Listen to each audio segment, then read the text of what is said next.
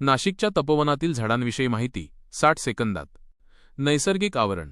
नाशिकमधील तपोवन हे गोदावरी नदीकाठी वसलेले एक महत्त्वाचे नैसर्गिक आवरण आहे.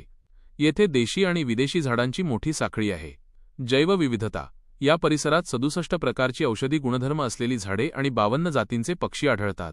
महत्त्वाची झाडे: वड, पिंपळ, चिंच, उंबर, जांभूळ, करंज, बोर, बाभूळ यांसारखी जुनी आणि डेरेदार झाडे येथे आहेत. पर्यावरणाचे महत्त्व. ही झाडे नाशिकसाठी ऑक्सिजन फॅक्टरीसारखी आहेत. ती हवा शुद्ध ठेवतात आणि कार्बन डायऑक्साईड CO2 शोषून घेतात. मोठी झाडे जमिनीची धूप थांबवून भूजल पातळी टिकवून ठेवण्यास मदत करतात. हा परिसर गोदावरी नदीच्या परिसंस्थेचा अविभाज्य भाग आहे. सध्याचा वाद. आगामी सिंहस्थ कुंभमेळ्यासाठी साधुग्राम उभारण्याच्या प्रस्तावामुळे येथील 1800हून अधिक झाडे तोडण्याचा प्रशासनाचा विचार आहे. याला पर्यावरणप्रेमी आणि नागरिकांकडून तीव्र विरोध होत आहे. कारण वृक्षतोड झाल्यास नाशिकचे पर्यावरण धोक्यात येण्याची भीती आहे.